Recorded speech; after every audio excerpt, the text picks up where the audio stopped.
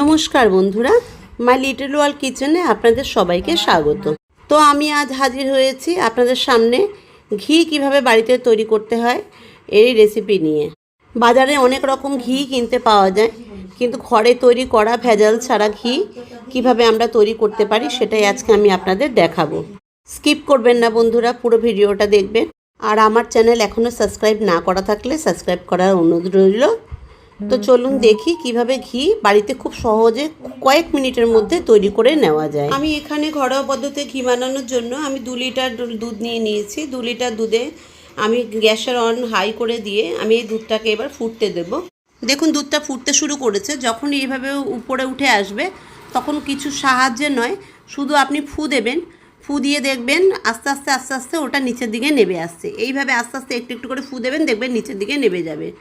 কিছু দিয়ে কিন্তু নাড়াবেন না, যদি না নাড়ান তাহলে কিন্তু সরটা খুব ভালো মতন করে উঠবে আর সরটা মোটা উঠবে।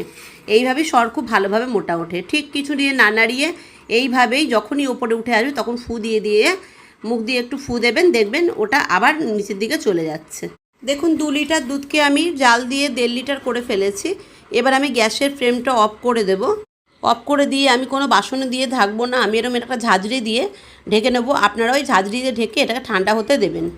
ঠান্ডা হয়ে গেলে এটা ফ্রিজে রেখে দেবেন, একদিনের জন্য নাড়াবেন না, দেখবেন এরকম সর চলে আসবে। আমি একদিন পর আপনাদের দেখাচ্ছি সর নেমে উঠে এসছে, অনেকটাই মোটা হয়েছে সর। আমি এবার সরটাকে উঠিয়ে দেখাচ্ছি। একটা পাশে একটা প্লেট নিয়ে নিয়েছি, এটা প্রথম দিনের সর। আমি তুলে একটু দেখাচ্ছি আপনাদের। দেখুন বেশ মোটা হয়েছে, অনেকটাই ভালো হয়েছে সরটা। দেখুন সরটা আমি এবার প্লেটে তুলে নেব, তুলে নিয়ে আমি আপনাদের দেখাবো। দেখতেই পাচ্ছেন সরটা বেশ মোটা হয়েছে, একদিনের সর কিন্তু এটা। দেখুন কতটা হয়েছে। দেখুন এইভাবে আমি 7 দিনের সর তুলে নিয়েছি, দুধের যে মালাইটা তুলে নিয়েছি। এবার এটা আমি পুরোটাই একটা কড়াইতে দিয়ে দিলাম।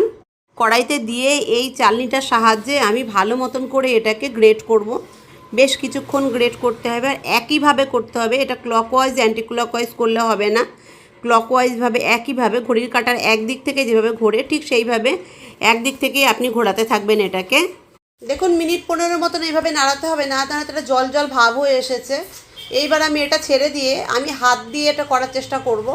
এটা দিয়ে হয়ে গেছে, এবার আমি হাত দিয়ে, দেখুন হাত দিয়ে করছি। বেশ কিছুক্ষণ করতে হবে, করতে করতে জল ভাব এসে দেখুন আবার একটু ঘন হয়ে গেল। এবার কি করতে হবে দেখুন, আরও 5 মিনিট করার পরে হাত দিয়ে দেখুন এর ব্যাটারটা বেরিয়ে আসছে আস্তে আস্তে। এবার জল বেরিয়ে যাবে। দেখুন মালাইটা ওপরে চলে এসেছে, নিচের দিকে কিন্তু জল চলে এসেছে।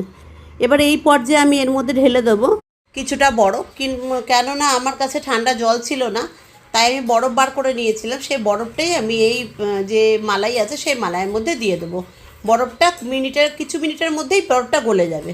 এখানে কিন্তু নর্মাল জল বা গরম জল অ্যাড করবেন না, তাহলে কিন্তু ঘিটা যে মালাইটা বেরিয়েছে সেই মালাইটা কিন্তু গলে যাবে। তার জন্য এখানে ঠান্ডা জল বা বরফ দেওয়ার দরকার আছে। তাই আমার ঠান্ডা জল ছিল না বলে আমি বরফটাই দিয়েছি। বরফটা দেখুন বেশ কিছুটা গলে গেছে। এবার আমি মালাইটা তুলে নেবো আস্তে আস্তে। দেখুন কতটা মালাই হয়েছে আর কতটা ফ্রেশ মালাই হয়েছে। মালাইটা পুরোটা একটা বাটিতে আমি তুলে নিচ্ছি। দেখুন একটু একটু করে আমি পুরোটাই জলের মধ্যে যতটা আছে মালাই ততটাই আমি বার করে নেবো, কারণ পুরো মালাইটাই ওপরে ভাসছে, দেখতেই পাচ্ছেন। ঠান্ডা জল দেওয়ার জন্যই মালাইটা ভাসে, ওটা গলে যায় না, কিন্তু গরম জল দিলেই ওটা গলে যায়। এবার দেখুন আমি কতটা মালাই করেছি। আমার খুব বেশি হয়নি, তবুও অনেকটাই হয়েছে। আমি দেখাচ্ছি, 1 মুঠোর মতন আমার হয়েছে। দেখুন মালাইটা।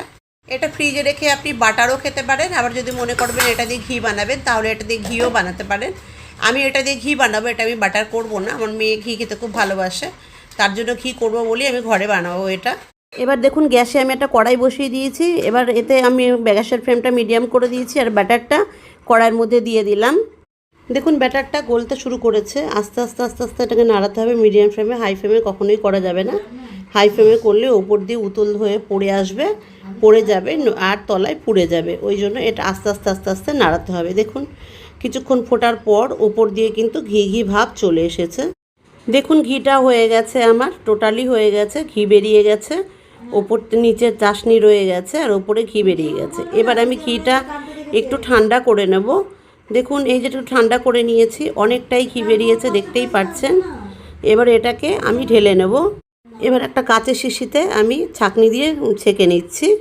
আমি ছেঁকে নেওয়ার পর আপনারা দেখবেন নিচে চাশনিটা রয়ে গেছে। ওই চাশনিটা দিয়েও অনেক সময় অনেক রকম জিনিস তৈরি করা যায়, অনেক রকম রেসিপি তৈরি করা যায়। ওটাও ফেলে দেবার নয়, ওটাও খাওয়া যায়। দেখুন ঘিটা আমার রেসিপিটা যদি আপনাদের ভালো লেগে থাকে তাহলে আপনারা ঘরে অবশ্যই ট্রাই করে দেখবেন। আর এখনও সাবস্ক্রাইব না করা থাকলে সাবস্ক্রাইব করার অনুরোধ রইল। তবে আজকে এ পর্যন্তই থাকলো বন্ধুরা, আপনারা ওই ভেজাল ছাড়া ঘি এভাবেই তৈরি করে নিন।